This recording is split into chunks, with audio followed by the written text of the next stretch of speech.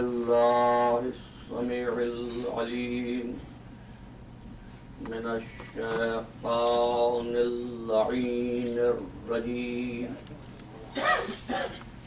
بسم الله الرحمن الرحيم. الحمد لله وكفى والسلام على عباده الذين اصطفى خصوصا على محمد المصطفى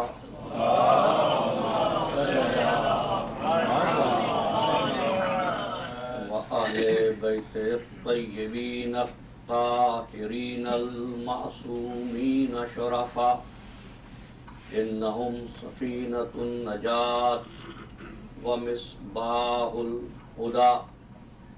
أما بعد فقد قال الله تبارك وتعالى في محكم كتابه المبين وهو أصدق الصادقين. بسم الله الرحمن الرحيم.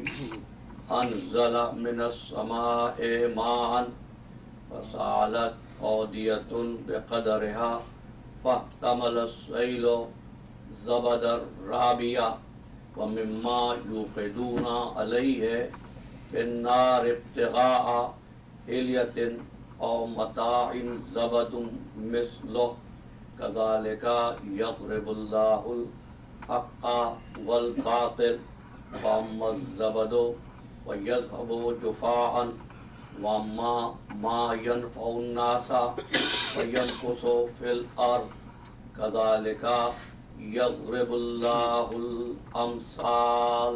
صلوات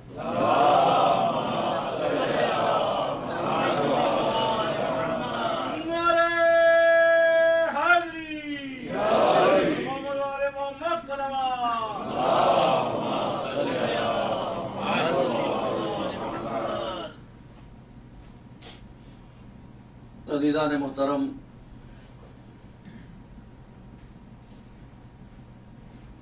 دعا گو ہوں پروردگار عالم کے حضور واسطے سے شہدائے کربلا کے کہ سب کی عبادتوں کو قبول فرمائے اور ملتجی ہوں کہ شہدائے عزاداری کی ارواح کو معصومین سے متصل فرماتے ہیں. عبادتیں ہوتی رہیں، ذکر پروردگار زبانوں پر جاری رہے، لیکن اس کے ساتھ ساتھ یہ بھی ذہن میں رہے کہ جس نے درس عبادت دیا ہے اس کا احترام نظروں میں گرنے نہ پائے. مادیت اور معنویت کے عنوان پر ہونے والی گفتگو یہاں تک پہنچی کہ انوار محمد و آل محمد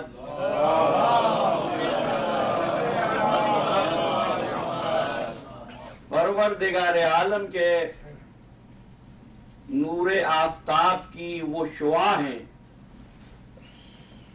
جو آفتاب ہی سے نکلتی ہے اور شام کو آفتاب ہی میں ضم ہو جاتی ہے. اور اگر تسبیح و تہلیل کی آوازیں اس کائنات میں گونجی ہیں تو وہ انہی انوار قدسیہ کی آوازیں تھیں. جیسے ہی خلعت وجود ملا،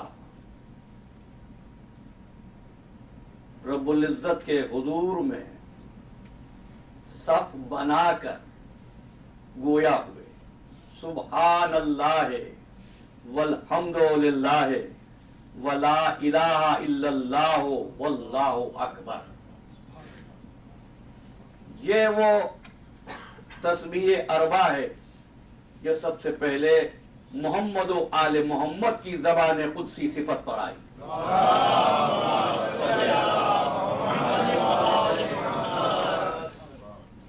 دوسری طرف عزیزان محترم، یہ بننے والے پیکر کچھ ایسے تھے کہ بنانے والا ہی ان پر ریجھ گیا. انہوں نے اپنے نفوس اس کے حوالے کیے, اس نے اپنی رضا کا مالک انہیں بنا دیا. یہی وجہ کہ کلام کرتے ہیں محمد مصطفیٰ اور وہ کہتا ہے وما ينطق عن الهوى ان هو الا وحی یوحی. رضا سرکار دو عالم کی, اور وہ کہتا ہے وما تشاؤون الا ان یشاء اللہ, تم تو چاہتے ہی وہ ہو وہ جسے ہم چاہتے ہیں, وہی چاہتے ہو جو ہم چاہتے ہیں. عمل اور فعل محمد مصطفیٰ کا, اور وہ کہنے لگا وما رمیت اذ رمیت ولکن اللہ رما. یہ سنگریزے تم نے نہیں پھینکے, ہم نے پھینکے ہیں. تو یہ شان ہے محمد و آل محمد کی کہ ان کی رضا ان کی نہیں ہے. آسان کر رہا ہوں, ان کی مرضی ان کی نہیں ہے.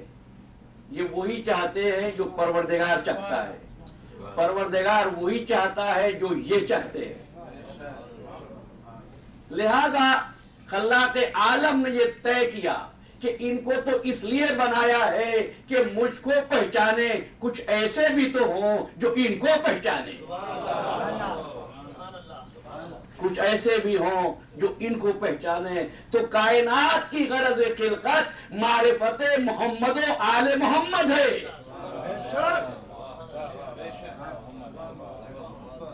تو بس جب یہ طے کر لیا تو پھر آج سے 2 برس پہلے میں نے توحید اور تسبیح کے عنوان پر گفتگو کی تھی.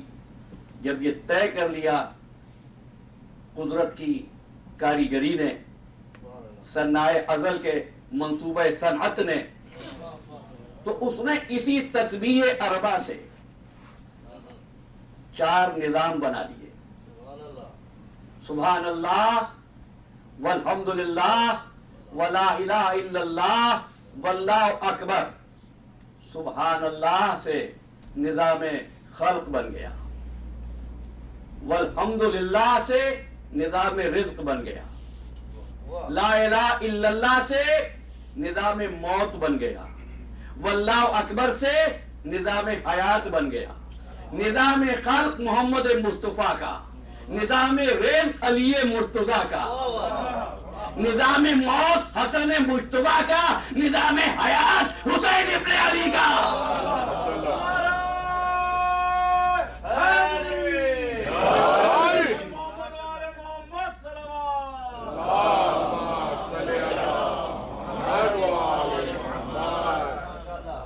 کیا کہا میں نے؟ نظام خلق محمد عربی کا, نظام رزق علی مرتضیٰ کا, نظام موت حسن مجتبیٰ کے ہاتھ میں, نظام حیات حسین ابن علی کے ہاتھ میں. ہے ایک ہی نور کے ٹکڑے. نظام حیات ہے ایک ہی نور کے ٹکڑے. بتاؤ جب تمہاری نگاہوں سے اوجھل ہو گئے, کیا محمد مصطفیٰ بولے؟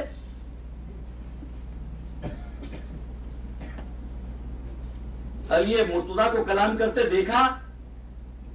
تو بس ایک اشارہ دے کے گزر رہا ہوں. حسن مجتبیٰ کی گفتگو سنی؟ کہا یہی تو بتا رہے ہیں جس کے ہاتھ میں نظام حیات ہے, کٹا ہوا سر ہو کے نظام بلند ہوگا. کیسی حیات ہے نا؟ حیات مادی بھی اور حیات معنوی بھی. بس بڑی مختصر تمہید اور پھر گفتگو ہو. تو طے کیا کہ کائنات بنے.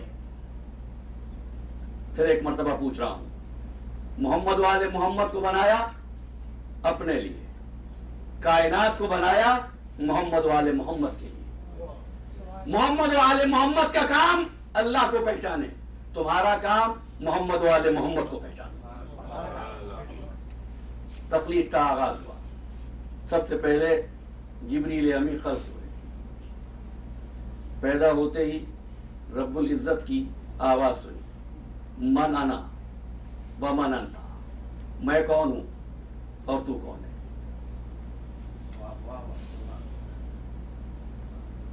سوال سنا, مبہوت ہو گئے. کون ہے جبریل؟ ملک مقرب ہی نہیں, امین وہی ہے نا. सवाल मन अना व मन अंता, मैं कौन और तू कौन। कहने लगे अना अना व अंता अंता, मैं हूं तू है। फिर आवाज आई मन अना व मन अंता, मैं कौन और तू कौन। ये गुफ्तगू हो रही थी, किसी ने आवाज दी।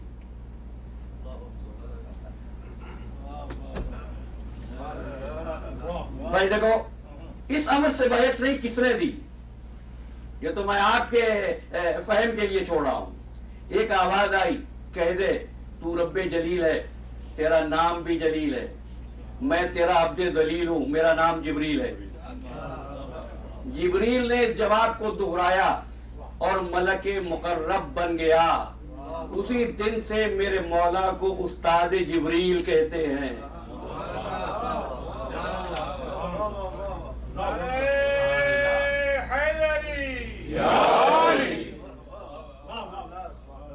भाई आज के मुबल्लिग की परवाज की आखिरी हद यह है कि अल्लाह को समझ ले।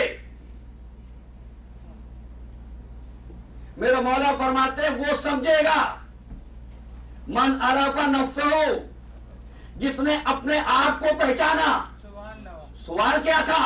मन आना व मन अंता। सवाल में दोनों मारिफतें छुपा दी थी, तू कौन और मैं कौन। अगर अली का दिया हुआ इल्म न हो, ना बंदा ये जानता है वो कौन है, ना ये जानता है मैं कौन हूं।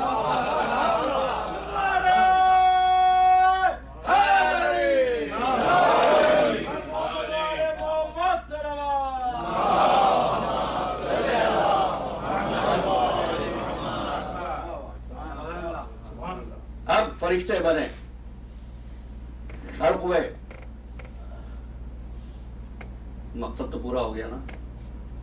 कहा नहीं, ये फरिश्ते बन तो गए हैं, लेकिन ये ऐसे हैं कि इनके पास तमन्नाएं पैदा करने वाला दिल नहीं है। चले एक इस्तिलाह आपको गुफ्तगू के इस मरहले पर दे रहा हूं। इन फरिश्तों को खल्क किया रूह अमरी से। इस लफ्ज को याद रखना, रूह अमरी से। अब कहेंगे ये मैं कहां से ले आया? अगर रूह अमरी से फरिश्तों को खल्क ना करता तो कुरान में ये ना होता फल मुकस्सिमात अमरा वल मुदब्बिरात अमरा। जितने काम फरिश्ते करते हैं अम्र से, तो क्या हुआ? बे अम्र ही यामलू, उसके अम्र से काम करते रहते हैं। दिल ही नहीं जिसमें आरज़ुएं पैदा हों, जिसमें तमन्नाएं पैदा हों। क्या है? रूह अमरी। चाहता ये कि कोई ऐसी मखलूक हो जिसको हमने जौहर अक्ल की कुव्वत देकर इख्तियार अमल दे दिया हो। चाहे अच्छे बनो चाहे बुरे बनो, ये जो बनेगा इसके पास दिल भी होगा, इसके पास दिमाग भी होगा, इसके पास कुव्वत मुमय्यज़ा भी होगी और इख्तियार अमल भी होगा।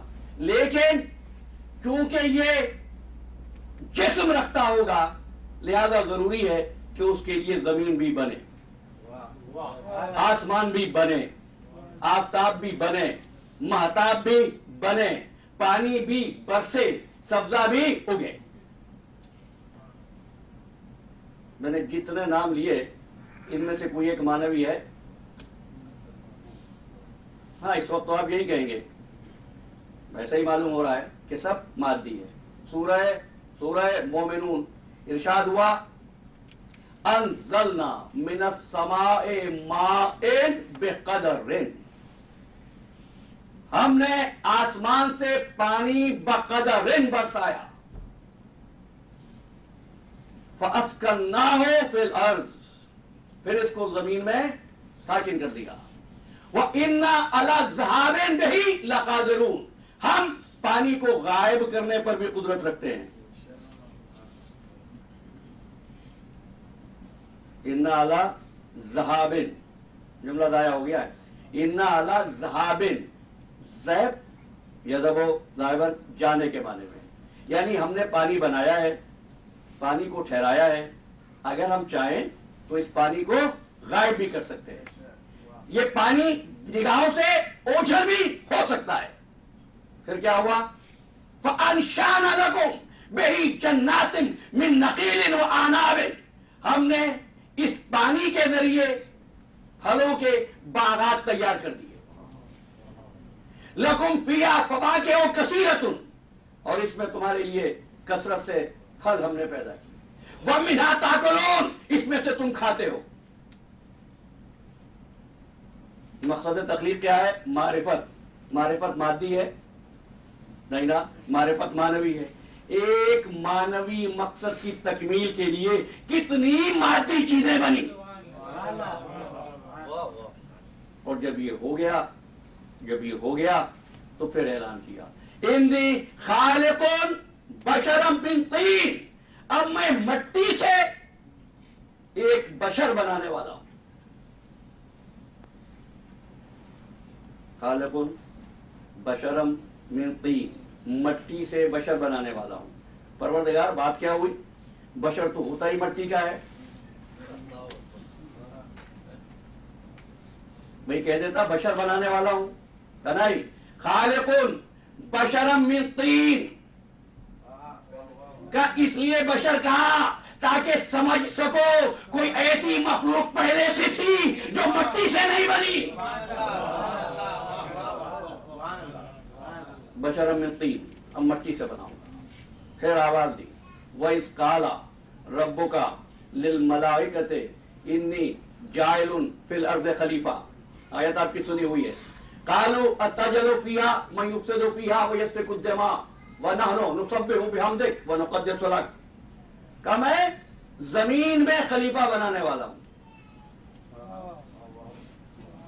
गलत कहते हैं जो कहते हैं कि जन्नत में बनाया, नहीं, खालिक ने कहा इन्नी जाइलुन फिल अर्ज़, जमीन में बनाया। मैं बात कहता हूं तो तुम मुझसे दलील मांगते हो, मुझे भी तो हक है ना ये कहने का। कहां फरमाया कि जन्नत में बनाऊंगा? का जाइलुन फिल अर्ज़ खलीफा, जमीन में।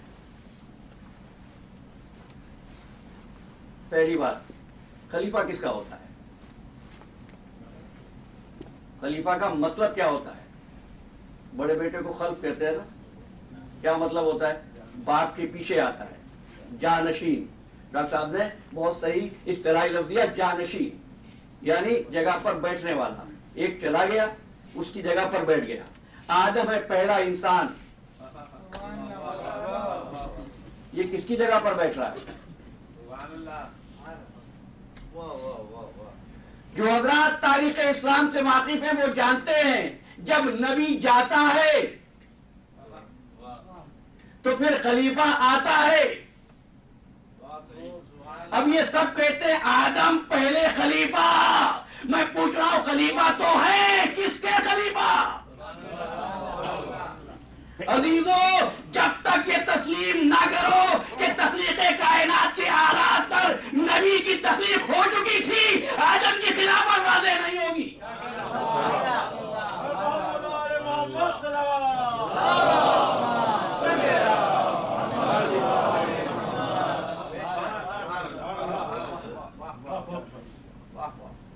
देखिए, आपके तवज्जुहात का शुक्रगुजार भी हूँ, दिल से एतराफ़ भी करता हूँ। बड़ी बारी कठिन मंजिलें हैं, आप साथ देते हैं, पहुँच जाते हैं, लेकिन एक और चीज़ भी सुनाई दी है हमको, और वो ये है कि अल्लाह का खलीफा, इन्नी जाइलुन फिल अर्ज़ खलीफा, किसका खलीफा? अल्लाह का। लिखने वालों ने सबे काले कर दिए। जमीन पर इंसान अल्लाह का खलीफा है। आप कहें अल्लाह का नहीं नबी का है, तो मैंने उसका जवाब दे दिया कि पहले एक नबी को मान लो। मेरे घर तो दोनों तरफ पूरे हैं। मैं ये भी मान रहा हूं कि अल्लाह का खलीफा। दलील क्या है? मैं बगैर दलील के बात नहीं कहता, बगैर दलील के मानता भी नहीं हूं। اس کی دلیل کیا ہے اللہ کا خلیفہ کا؟ اس لیے آیت نے یہ نہیں کہا کس کا خلیفہ، آیت نے صرف اتنا کہا انی جائل فی الارض خلیفہ۔ اس کا مطلب تو یہ ہوا نا کہ جب قرآن نہ بتائے کہ نسبت کس کی ہے، بھائی توجہ کرنا، اگر قرآن نہ بتائے نسبت کس کی ہے تو نسبت پروردگار کی جانب ہوتی ہے، میرے ساتھ ہے نا؟ بھائی قرآن نے نہیں کہا کس کا خلیفہ، تم نے کہا چونکہ نہیں کہا اس لیے اللہ کا خلیفہ، تو اگر قرآن میں کسی نسبت میں پروردگار نہ کہے کہ نسبت کیا ہے تو نسبت پروردگار کی طرف، اب مجھے حق ہے آیت پڑھنے کا، قُلْ لَا أَسْأَلُكُمْ عَلَيْهِ أَجْرًا إِلَّا الْمَوَدَّةَ فِي الْقُرْبَى۔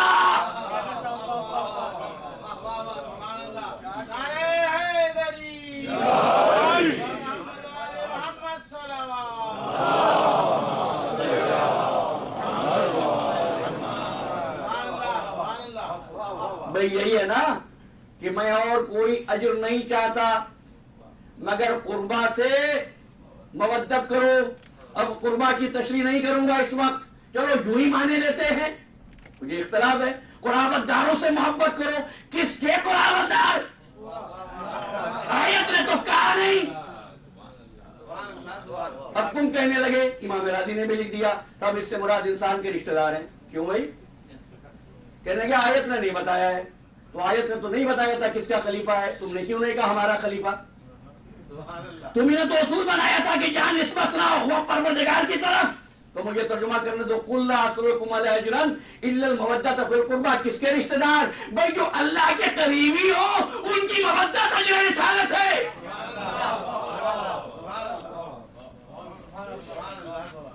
اچھا، تو فرشتوں نے اعتراض کر دیا۔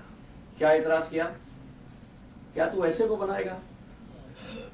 أَتَجْعَلُ فِيهَا مَن يُفْسِدُ فِيهَا وَيُفْسِدُ فِيهَا وَيَسْفِكُ الدِّمَاءَ، جو زمین میں فساد کرے، جو زمین میں خون بہائے۔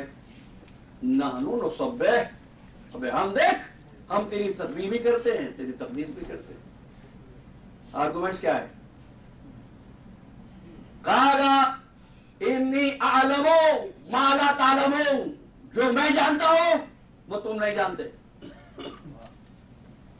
قرآن خاموش ہوا، پھر آواز آئی فَإِذَا سَوَّيْتُهُ، جب میں اس کو درست کر لوں، وَنَفَخْتُ فِيهِ مِن رُوحِي، اور اس میں روح ڈال دوں، فَقَعُوا لَهُ سَاجِدِينَ، تم فوراً، فَقَعُوا فوراً، فوراً سجدے میں گر جانا۔ یہ جو فے کی آواز ہے نا، فا جب زبان عربی میں آ جائے تو اس کے معنی ہوتے ہیں فوریت، یعنی ایک چیز کیسے دوسرے کے ساتھ فے سے متصل ہوتی ہے، یعنی بیچ میں کوئی فاصلہ نہیں ہوتا۔ نہیں، بس ایک حدیث پڑھ دیتا ہوں بہت جلدی سے، من کنتو مولا ہو فہذا علی مولا۔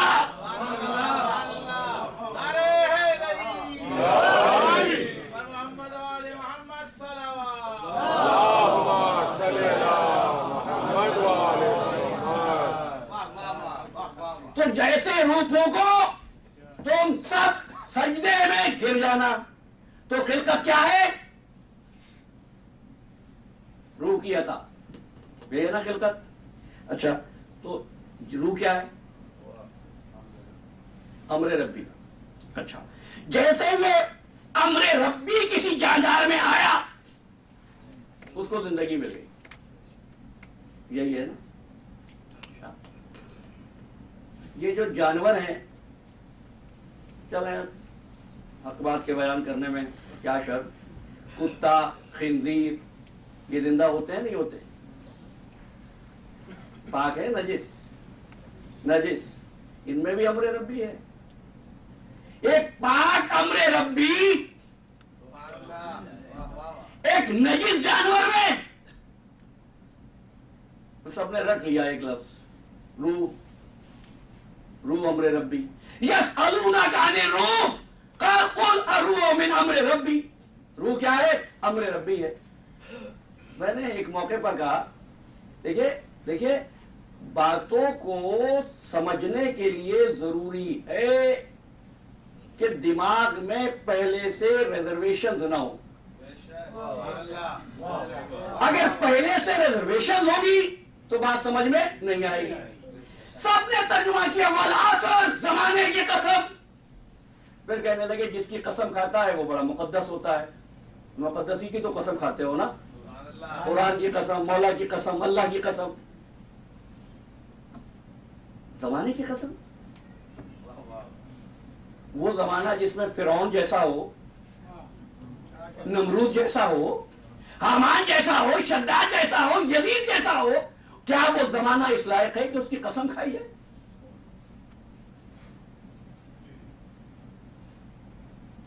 اچھا چلو، ایک لفظ ہے، میں تو وہاں تک پہنچا ہی نہیں.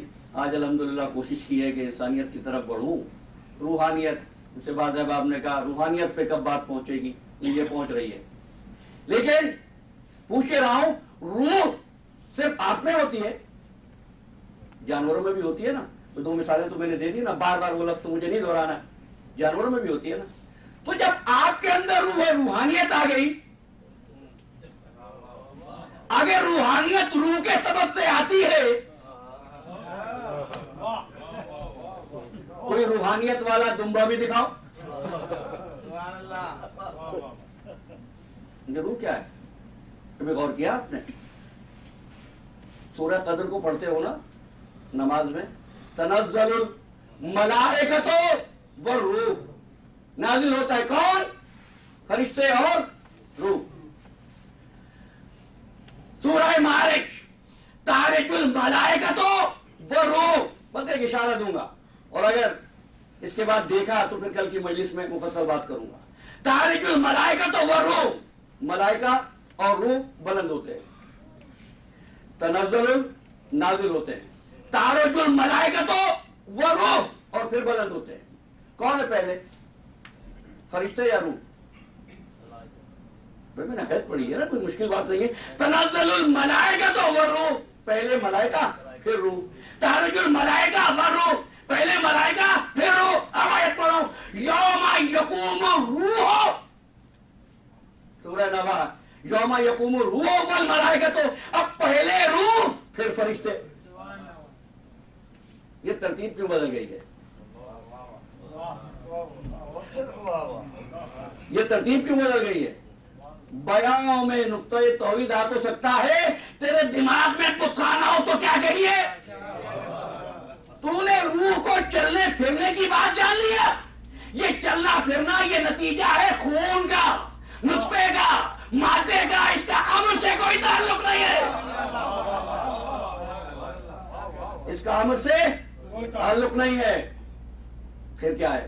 تو سنو، ایک موقع پر میں نے کہا تھا، 5-7 سال ہو گئے اس بات کو، کہ ایک روح حیوانی ہوتی ہے، ایک روح ملکوتی ہوتی ہے. لیکن آج میں کچھ آگے بڑھ رہا ہوں.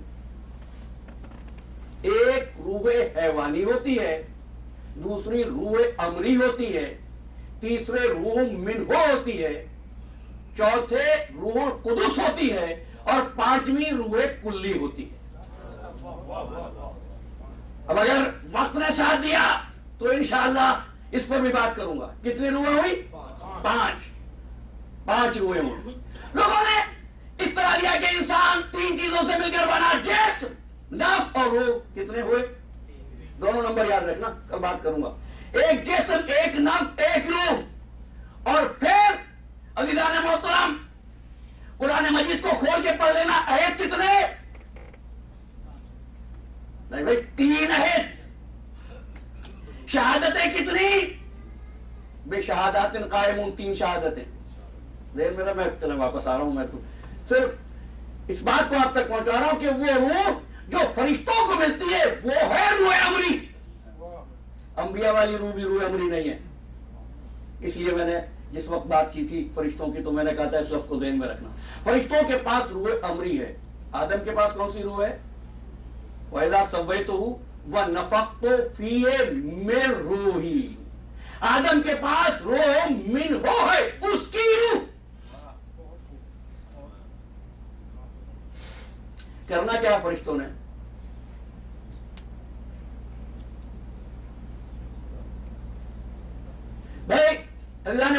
کرنا ہی ہے فرشتوں نے، جیسے ہی روح پھونکی جائے بھول گئے، فقعوا لہ ساجدین، ان کو سجدے میں جانا ہے۔ کب؟ جیسے روح آئے فوراً، لیکن ہوا نہیں پھر یہ۔ اب سننا ہوا کیا؟ علامہ آدم الاسماء کلہا ثم عرضهم علی الملائکہ، پھر اللہ نے آدم کو تمام نام بتا دیے، تمام نام تعلیم کر دی۔ علامہ آدم الاسماء کلہا، پھر ان کو عرضهم، کچھ لوگوں کو فرشتوں کے سامنے پیش کیا اور کہا انبئونی باسماء ہؤلاء ان کنتم صادقین، اگر تم اپنے دعوے میں سچے ہو تو ان کے نام بتا دو۔ صداقت کا معیار اب کیا ہے؟ وہی اگر فرشتے بتا دیں تو سچے۔ فرشتے کہنے لگے کہ پروردگار ہم تو اتنا ہی جانتے ہیں جتنا تو نے بتا دیا، ٹھہرنا۔ اب کا آدم تم ان کو بتا دو نام۔ آدم نے پراپر نام بتا دیے۔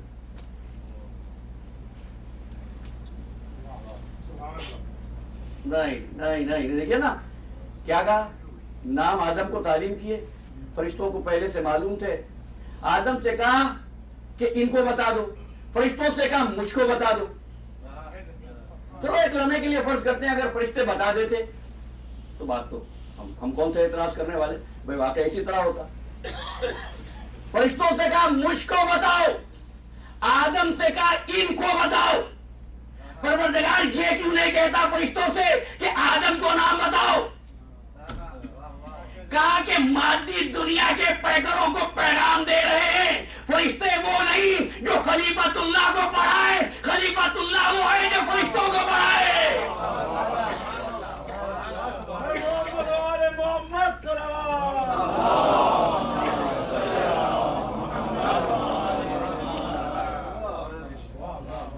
فرشتوں نے کہا ان کو بتاؤ، اور ابھی واپس آؤں گا لیکن ایک بات اور سن لو۔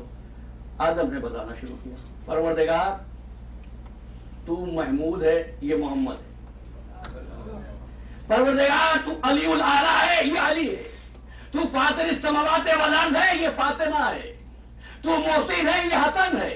تو قدیم الاحسان ہے، یہ حسین ہے۔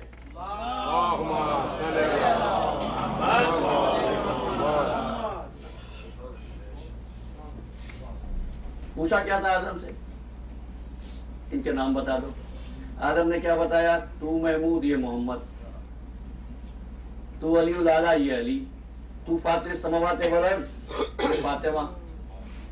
تو محسن، یہ حسن۔ تو قدیم الاحسان، یہ حسین۔ بھائی آدم ان کے نام بتا دیتے، بھائی کیا کروں، اس عالم تک اس کو الفاظ میں لانا اور الفاظ میں آپ کو آسان کر کے بتانا بہت مشکل ہے۔ آدم نے دلیل یہ قائم کی کہ میں نے پنجتن کے تعارف کے لیے پروردگار کو وسیلہ بنا لیا ہے۔ اس کو وسیلہ بنایا پروردگار کو۔ ایک دن انہی فرشتوں کو تعارف کرایا پنجتن کا۔ بھئی آج بھی فرشتوں کو ہی بتانا تھا نا۔ کہنے لگا ہم فاطمہ و ابوہا و بالوہا و بنوہا۔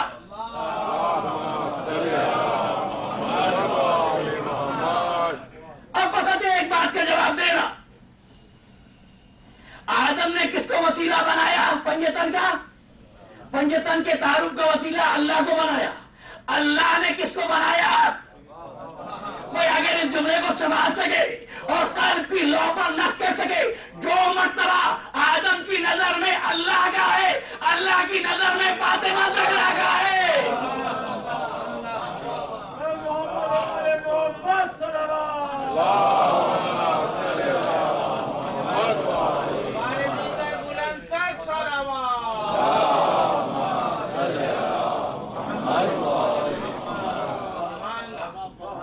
ہو گیا، تعارف ہو گیا۔ اب میں نہیں سمجھتا کہ آج کی گفتگو میں انکار کرنے والے تک بھی پہنچ سکوں گا، لیکن کل انشاءاللہ ضرور۔ آج تو کہنا یہ ہے کہ اب یہ جو بحث ہوئی اتنی دیر، یہ مقابلہ ہوا علمی، حکم کیا تھا؟ جیسے روح ڈالو تم فوراً سجدے میں گرنا۔ پروردگار تو نے حکم دیا فرشتوں کو جو معصوم بھی ہیں، تیرے حکم کی تعمیل کرتے ہیں، فوراً تو سجدہ نہیں کیا۔ آواز قدرت آئی مجھ سے کیوں الجھتا ہے؟ خود ان سے پوچھ لے۔ فرشتوں نے کہا تھے حکم یہ تھا جیسے ہی آدم میں روح آئے، آدم کو زندگی ملے، تم سجدہ کرنا۔ ہم نے دیکھا جب آدم نے پنجتن کے نام بتا دیے ہم نے سجدہ کر لیا۔ ہماری نظر میں زندگی نام ہے، پنجتن کو پہچاننے کا۔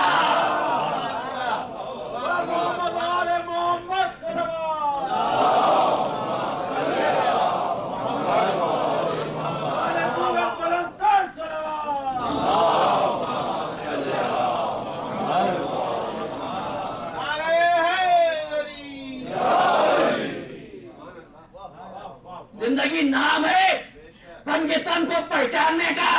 جیسے ہی آدم نے پہچانا، آواز دی یا آدم اسکن انت وزوجک الجنہ، اے آدم تو اور تیری بیوی دونوں جنت میں رہو، جہاں سے جو چیز آئے جی چاہے کھاؤ پیو جہاں چاہو، ولا تقربا هذه الشجرۃ، بس اس شجر کے پاس نہ جانا۔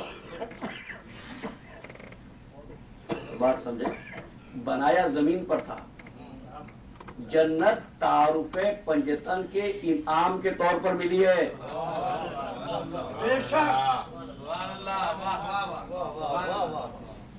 اب بڑا تعجب ہوتا ہے، بعض لوگ ان کی ساری بھاگ دوڑ جنت کے لیے ہوتی ہے، نہ کہے کوئی، ہوتی یہی ہے، علی جنت میں لے جائیں گے۔ میں نے پہلے بھی کہا تھا اس کا وعدہ ایک نیکی کرو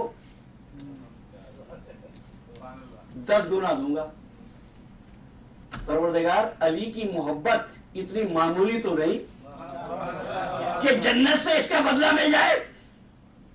بھائی جنت یہ ایک مومن کا مقصود نہیں ہونا چاہیے، جنت تو ان کا غلام بھی نہیں، اس گھر کا دانا و فرزانہ بھی مٹی کے گھروندے بنا کے اگر جنت کہہ دے تو جنت ہو جاتا ہے۔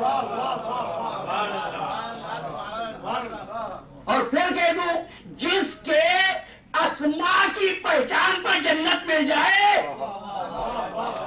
اس کے افعال کی معرفت پر کیا نہیں ملے گا۔ اس لیے تمہارے سجدے یہ کوئی بڑی بات نہیں ہے، ان پہ نہ تکبر کیا کرو، نہ بے نمازی سے نفرت کیا کرو، دعا کیا کرو کہ سب نماز کے پابند ہوں، لیکن اپنی نمازوں پہ اترایا نہ کرو، اس لیے کہ تمہاری نمازیں ہیں جنت کے تمام، جنت کی لالچ میں۔ بھائی آل محمد نے اس وقت عبادت کی ہے جس وقت نہ جنت تھی نہ کائنات تھی، یہ عبادت۔ اب میں ظاہر ہے کہ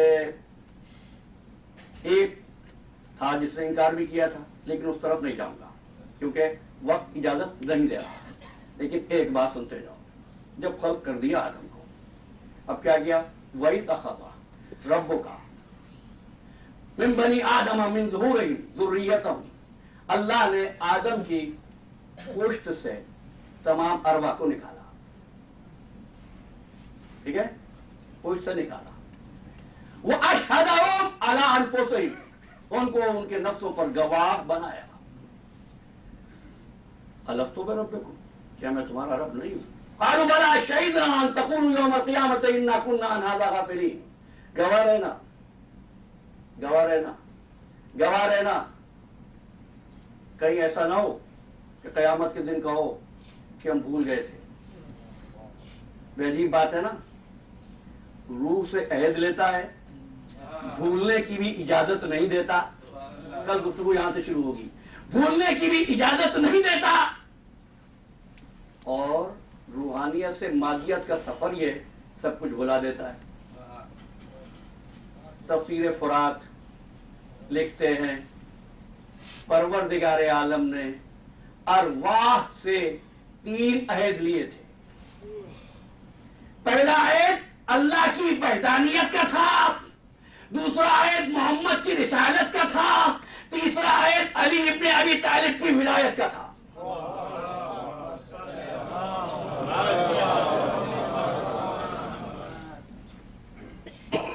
جن روحوں نے عہد کر لیا، اقرار کر لیا، گواہی دی، ان کو حکم دیا عرش کے دائیں جانب جائیں۔ جنہوں نے انکار کیا ان کا مقام بائیں جانب معین کر دیا۔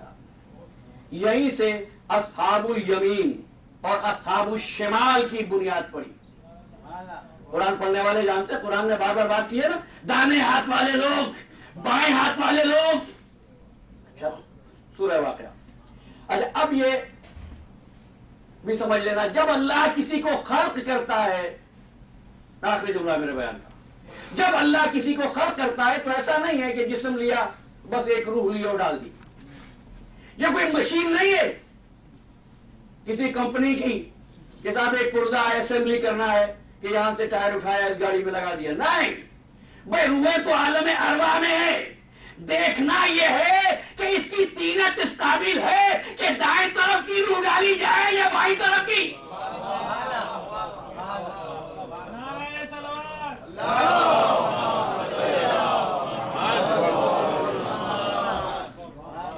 دائیں طرف اور بائیں طرف۔ بس آخری جملہ سوچا تھا کہ یہ نہیں پڑھوں گا، لیکن اب سن لیجیے، الخبیثات للخبیثین والخبیثون للخبیثات۔ کیسے ترجمہ کروں، بڑی مشکل منزل ہے میری۔ خبیثات خبیثوں کے لیے، خبیث خبیثات کے لیے، طیبات طیبین کے لیے، طیبین طیبات کے لیے۔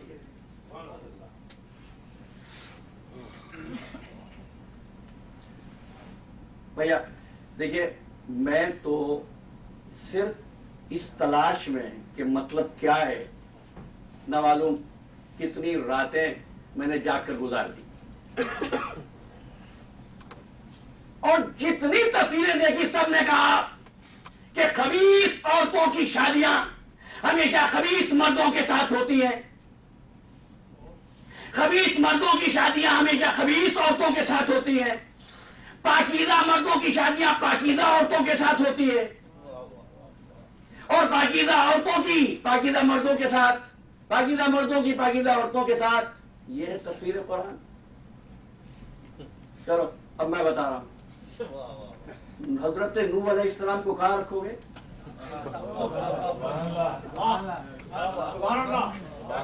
آگے بڑھو، آسیہ بیوی کو کہاں رکھو گے؟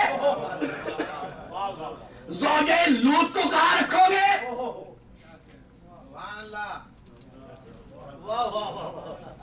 یہ مرد عورتیں کہاں سے آ گئے؟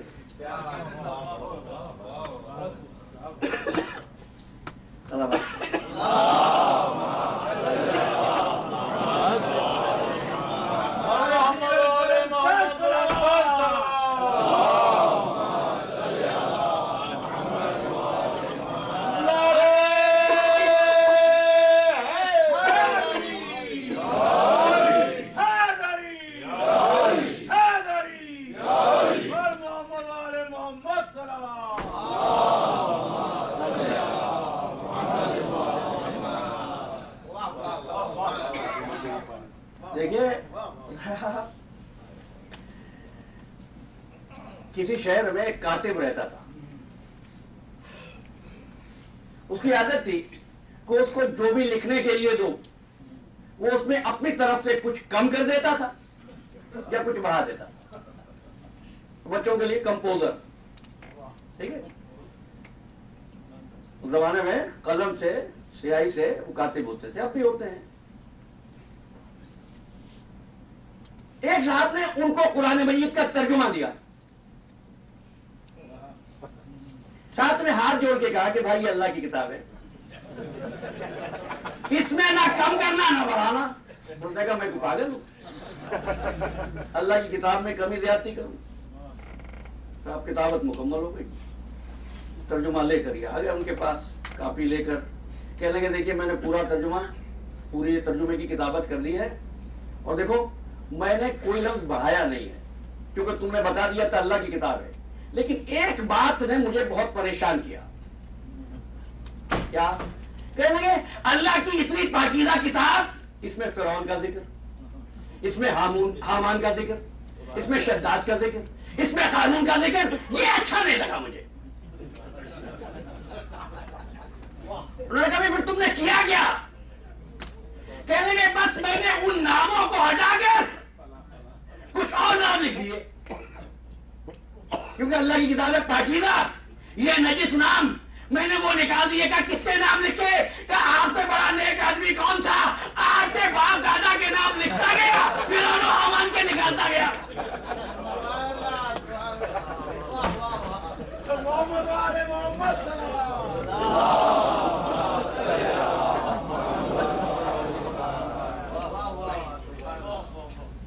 چلیں واپس آئیے. الخبیثات للخبیثین، خبیث عورتیں خبیث مردوں کے لیے. نہیں بھائی، آیت نے عورتیں نہیں کہا، تم عورتیں کیوں لکھ رہے ہو؟ آیت نے خبیثات کہا، تم خبیثات کہو. آیت نے خبیثون کہا، تم خبیثون کہو. آیت نے طیبات کہا، طیبات کہو. طیبون کہا، طیبون کہو. طیبین، طیبات، خبیثین، خبیثات. پہنچ گئی نا بات آپ تک؟ اب بتا رہا ہوں عزیزان محترم، احتجاج تبرسی، فرعون شام کا دربار، امام حسن علیہ السلام کی موجودگی. فرمایا تو کیا سمجھتا ہے کہ یہاں پر قدرت کس چیز کی بات کر رہی ہے؟ قدرت یہ کہہ رہی ہے خبیث طینت کے لیے خبیث رو، طیب طینت کے لیے طیب رو.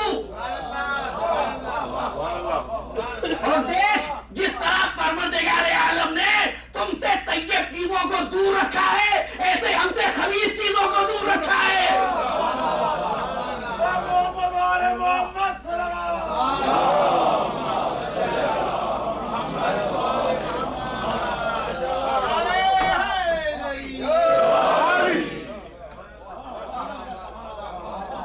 اب سمجھ میں آیت آئی، انما یرید اللہ لیذھب عنکم الرجس اہل البیت ویطہرکم تطہیرا کا مطلب کیا ہے؟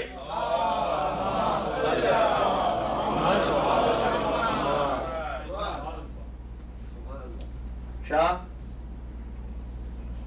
فخر کیا تھا اس نے، کیا میں ہندا کا بیٹا ہوں. مولا نے مسکرا کے کہا کہ میں تو یہ بھی نہیں کہہ سکتا کہ میں تجھ سے افضل ہوں، اس لیے مقابلہ ان چیزوں میں ہوتا ہے جن کی جنس ایک جیسی ہو. جس طریقے سے تیرے پاس طہارت کا گزر نہیں، میرے پاس نجاست کا گزر نہیں. بس ایک جملہ کہہ کے بات ختم کر رہا ہوں. میں نے کہا تھا حسن وہ جس کے قبضے میں نظام موت، جس کے قبضے میں نظام حیات، یہ زندگی پر کیسے قادر ہیں؟ جب لوگوں نے سوال جواب پوچھ کے تھوڑی سی استہزاء اور مذاق کا انداز اختیار کیا تو ایک مرتبہ علی کے لال کو جلا لایا اور فرمایا تم نے سمجھ کیا رکھا ہے؟ اگر حسن چاہے تو عراق کو شام کر دے، شام کو عراق کر دے، مرد کو عورت بنا دے، عورت کو مرد بنا دے. مجھے واقعہ تو بیان نہیں کرنا نا، لیکن زندگی کی شکلیں ہیں نا، بڑھاپا، جوانی، زندگی کی شکلیں ہیں نا، زندگی اور موت، زندگی کی شکلیں ہیں نا، مرد اور عورت. بس جیسے فرمایا اگر میں چاہوں تو مرد کو عورت بنا دوں.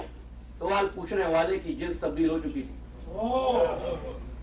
یہ حسن کہا نہیں، صرف اتنا کہا کہ اگر میں چاہوں. اب سمجھے ارادہ پروردگار کیا ہوتا ہے؟ بس کہا، چاہا، ادھر چاہا ادھر وہ ہو گیا. یہ ہے معنویت. بس تقریر میری تمام ہوئی.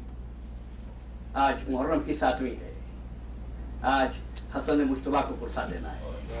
آج حسن کے لال کا تذکرہ ہوگا. آج قاسم نوشہ کا ماتم ہوگا، جس کا سن کربلا کے میدان میں 12 سے 13 برس، اس سے زیادہ نہیں، تاریخ میں لکھا ہے 12 سے 13 برس کا سن۔ خاندان اہل بیت کا بچہ تھا، معرفت شناس تھا، مسائل سے واقف تھا، اس لیے کہ نظام کائنات اس کے گھر سے چلا تھا۔ لیکن ایک بات شہزادہ اکثر سوچتا تھا، کم سنی میں جہاد کی اجازت نہیں ملتی ہے، نہ معلوم مجھے مولا اجازت دے یا نہ دے۔ قاسم جب تنہائی میں ہوتے تو یہ بات سوچتے، حد ادب بھی مانے ہے، چچا سے کس طرح پوچھوں، یہاں تک کہ عاشور کی رات آ گئی۔ مولا نے ایک خطاب اصحاب سے فرمایا ہے اور ایک خطبہ عائزہ میں ارشاد فرمایا ہے۔ جب مولا خطبے کو تمام کر چکے تو شہزادے نے سوچا اس سے زیادہ بہتر وقت اور کون سا ہوگا۔ ایک مرتبہ بچہ کھڑا ہوا اور کھڑے ہو کر شہزادے قاسم نے کہا چچا جان بس اتنا بتا دیجئے کل محضر شہداء میں ہمارا نام ہے؟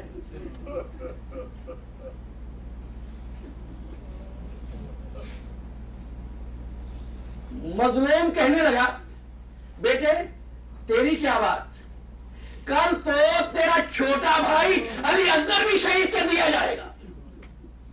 قاسم جلا گیا، ایک انگڑائی لی کہ بندے قبا ٹوٹ گئے۔ چچا جان کیا فوج بے حیا ہمارے خیموں میں آ جائے گی؟ قاسم کو سینے سے لگا لیا، نہیں قاسم بیٹا نہیں۔ پھر شہادت شہزادہ علی اصغر کا مختصر حال میرے مولا نے بیان کیا۔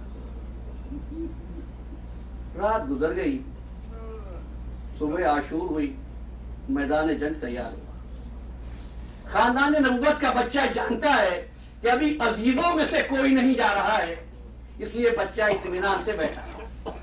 لیکن جب عائزہ کی باری آئی تو ہر تھوڑی دیر کے بعد قاسم ہاتھ جوڑ کے مولا کی خدمت میں آتا اور کہتا چچا جان ہم کو بھی اجازت دیجیے۔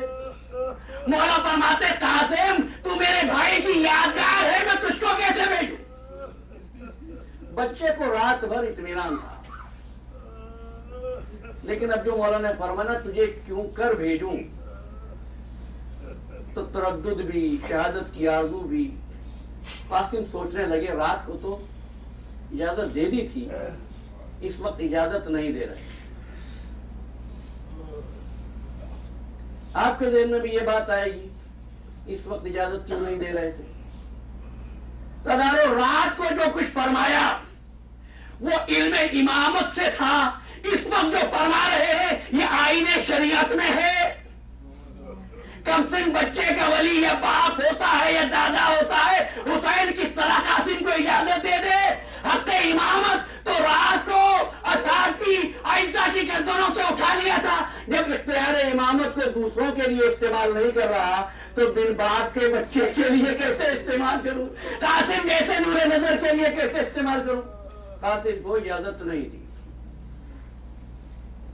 قاسم ایک مرتبہ تھک ہار کر ستون خیمہ کا ٹیک لگا کر بیٹھ گیا، آنکھوں سے آنسو جاری تھے کہ یک خیال آیا بابا نے دنیا سے جاتے وقت ایک تعویذ باندھا تھا اور حکم دیا تھا قاسم جب سخت ترین وقت ہم پر آئے تو اس کو کھول دینا۔ کیوں؟ قاسم خود ہی سوال کیا، اس سے زیادہ کوئی سخت وقت بھی آ سکتا ہے خاندان اہل بیت کے لیے؟ دل نے جواب دیا نہیں، اس سے زیادہ سخت وقت اور کون سا ہوگا۔ تو ایک مرتبہ تعویذ کو کھول لیا، تعویذ میں لکھا تھا قاسم بیٹا جب تمہارا چچا آدھا کے مرغے میں گھر جائے میں نہیں ہوگا، میرے نائب ہو کر حسین کی نصرت کرنا۔ بس بچہ خوش ہو گیا، ایک مرتبہ تعویذ کو لیا اور خدمت میں امام کی آیا۔ مولا نے بھائی کی تحریر دیکھی، یوں کہوں شریعت کی راہ میں